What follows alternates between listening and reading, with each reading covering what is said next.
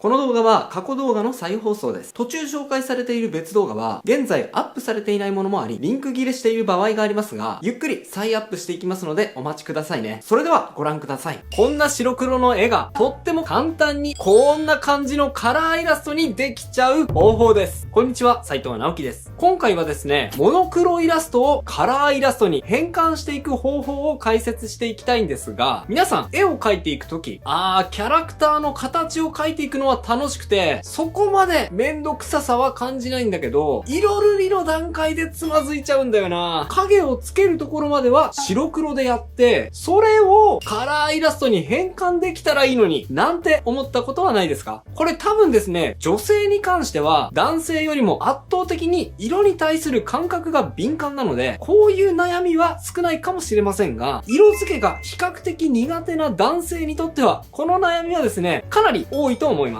実は僕もその一人でした。形を描くのは楽しいのに、色をつけるのがめんどくさい。難しい。できればそこだけ後でやっちゃいたい。今日ご紹介するのは、そんな人にとても役立つ色付けの方法だと思います。ぜひ最後までお付き合いください。そして今日使うのはこちらのグレーのイラストです。このグレーの状態からカラーに変換していきます。早く今日の講座を試してみたいっていう人も多いと思いますので、こちらの素材を僕のピクシブファンボックスから無料でダウンロードできるようにしておきました。商用利用以外でしたら SNS へのアップも大丈夫なので自由にお使いください。それでは早速行ってみましょう。影色を先につける。はい。まずね、グレーのイラストをカラーにしていく際に何が一番問題になるかっていうと、それが色になった時にすごく汚く見えちゃうっていうことなんですね。試しにこのイラストに上から定山レイヤーを使って色を塗り重ねていってみますね。そうすると、ほら。こんな感じでかなりくすんだカラーイラストになってしまいましたよね。これだとちょっと使い物になりませんので、別の方法を考えなくてはいけません。で、それを解決するために最初にやるのはですね、グラデーションマップを使って下地の色をある程度いい感じにしちゃうっていうことです。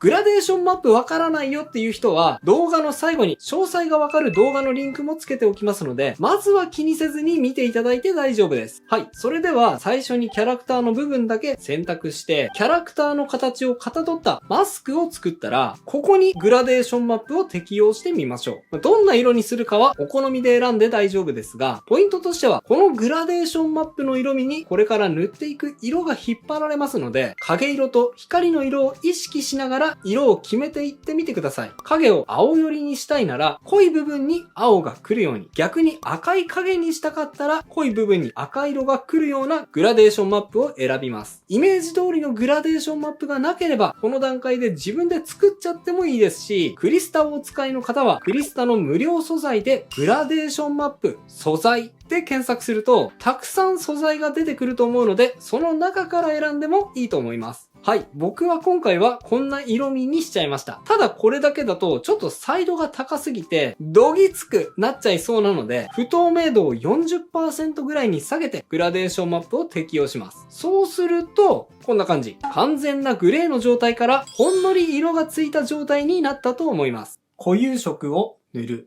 そしたらここから肌色とか髪色といった固有色を塗っていきますね。今回で言うと肌色と髪色と目ですかね。その部分に色を乗せていきます。やり方は簡単で、定山レイヤーを新たに作ったら肌色の部分にまずは肌色を乗せていきましょう。この時点ではちょっと濃いかなって思ってしまうかもしれませんが、それはまだあまり気にせずに色を乗せていっちゃってください。で、グレーでここまで描いてきた過程で髪の毛や肌の塗り分けが残っている場合も多いですよね。例えば僕の場合も髪の毛のレイヤーがこんな風に残っているんですが、この場合にはこのレイヤーをコマンドプラスクリックすることで選択範囲を取ってこれますので、これを利用して固有色を塗りつぶしできるととっても楽ですね。さらに目の色も同じやり方で設定していきましょう。はい、こんな感じ。今主に肌色と髪色と目と、あと細かいアクセサリーのみに色を乗せてきましたが、その他の部分についてはですね、例ええば、シャツは白にしようと思うので、このままでも十分にいけそうですよね。手袋とインナーについても、グラデーションマップの時点でほんのりといい感じの色が乗っちゃってますので、あえて色をつけなくても十分にこれでいけそうな感じがしちゃいます。固有色を乗せなくてもいい感じの部分が出てくる。これもね、グラデーションマップを使う大きなメリットの一つですね。はい。これで下地が出来上がりました。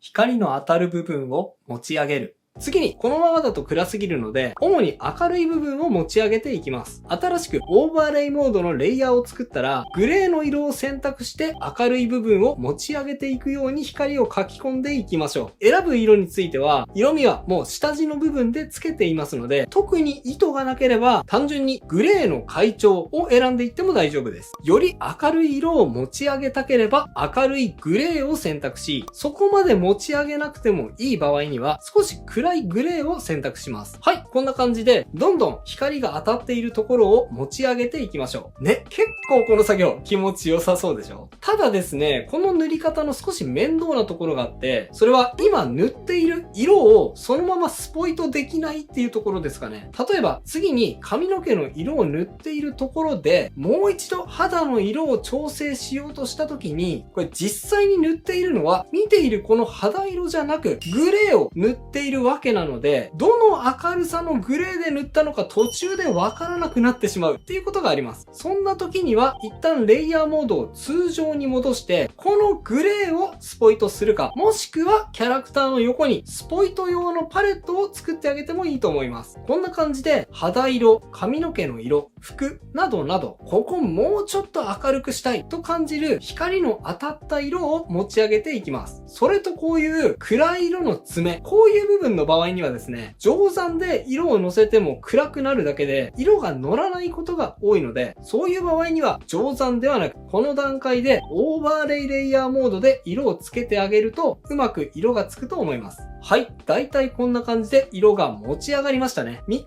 べるとこんな風にメリハリがついた状態になりました。線にも立体感をつける。あと、これは好みにもよりますが、線にも立体感をつけることができます。どうするのかというと、線にところどころ色トレース。いわゆる色トレを加えることです。これ別に線全部に入れる必要はなくて、ところどころでいいので、線に明るい部分や色を入れてあげると、よりイラストが立体的に見える効果があります。例えばですね、まず線に透明度ロックをかけて、シャツのこの線とか、この線にこんな風に線の途中の部分を明るくしてあげることで、今までただ線だった部分がまるで影にも見えるような見た目に変化して、イラストに厚みが加わった感じがすると思います。こんな感じで同じように線のところどころに色を入れてみてください。ただやりすぎてしまうと、今度は線画が弱くなりすぎてしまって、印象が弱々しくなってしまうことがあるので、やりすぎには注意が必要です。はい。今回はあまり全体に入れずに、抑えめに色トレを追加してみました。言われないとほとんどわからないかもしれませんが、効果は確実にありますので、やったことない人はぜひ試してみてくださいね。鮮やかさを追加する。そしたら、さらにここにも鮮やかさをプラスしていきます。この状態でも十分といえば十分なんですが、このままだとですね、特に肌色がまだ少しだけくすんだ状態というか、血が通っていないような肌に見えることがあります。そういう場合には、さらにもう一つ上にオーバーレイレイヤーを作ってあげましょう。そこに赤みがかった色でうっすらとグラデーションを書き込んでいってあげます。ポイントは肌色の影と光の境の部分ですね。ここに鮮やかさをプラスしていくことで血の気の通った明るい肌色に感じさせることができます。色すべてに対して彩度を上げちゃうとケバケバしい色味になっちゃうんですが、この影との境目だけに鮮やかさをプラスすると、まるで全体が鮮やかになったような錯覚を起こすのに、でもケバケバしくない。そんないいバランスで鮮やかさだけを足していくことができます。なので、あまり派手に色を入れていく必要はありませんが、ほんのりと肌が色づく程度を意識しながら色を足していってください。それと同じく髪の毛の光と影の境目、服の光と影の境目にも同様に鮮やかさをプラスしていくと、より色味を感じるインパクトのある画面作りができると思います。すべてに赤色の光を追加していくわけではなく、どちらかというと地の色に沿ったグレーを塗っていくといい感じになりやすいと思います。ますね。髪の毛は青寄りのグレー、目は緑寄りのグレーといった具合です。はい。この段階はこれだけです。結構簡単な手順でしたが、見比べてみるとその効果がわかると思います。ほら、どうですか？仕上げのリムライト。で、これは好みにもよってですが、さらにこの絵の印象を強めるために、キャラクターの輪郭に沿ってリムライトを入れていってもいいと思います。リムライトっていうのは人物の後ろから強烈に当てる光のことを言います。このライトを追加することで、人物の存在感を飛躍的にアップさせることができるんですね。一番上のレイヤーに新しい通常レイヤーを追加して、そこにこんな風に真っ白な色を塗っていってみましょう。すべての輪郭を同じ太さで囲ってしまうと、とても平面的な感じになってしまうので、場所によって白い線の面積を微妙に変えながら、形の回り込みを意識しながらリムライトを入れていってください。はい。こんな感じ。ほら、リムライトを入れたのと入れていないのとで、かなりキャラクターの存在感が違ったのがわかりますよね。背景も色付け。はい。そしてせっかくなので、背景のグレーにも色をつけていってみちゃいましょうか。ここはあえてグレーで残してもかっこいいんですけど、今回は白黒をカラーに変換するがテーマなので、すべてカラーに変換していきたいと思います。やり方は冒頭で紹介したグラデーションマップを使いましょうか。キャラクターの下のレイヤーにグラデーションマップを追加して、背景だけにグラデーションマップが適用される形で、先ほどの手順でリストの中からしっくりくる色を選んでいきます。イメージと違ったら、そのグラデーションマップを若干調整して、自分が意図する背景のイメージを作っていくのも大事ですね。今回はこれがかっこいいので、これにしちゃおうと思います。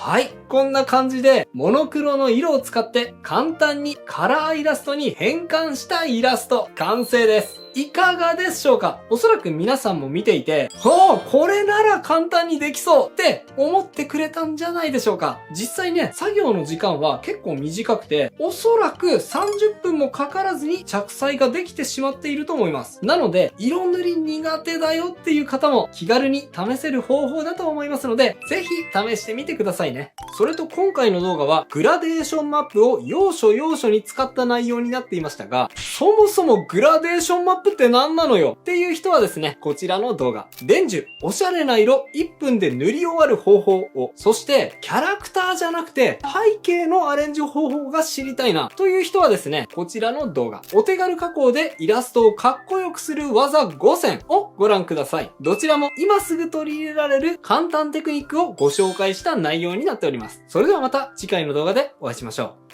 う。バイバイ。ということで再放送をお届けしました。いかがだったでしょうか？新チャンネルのチャンネル登録と高評価もよろしくお願いします。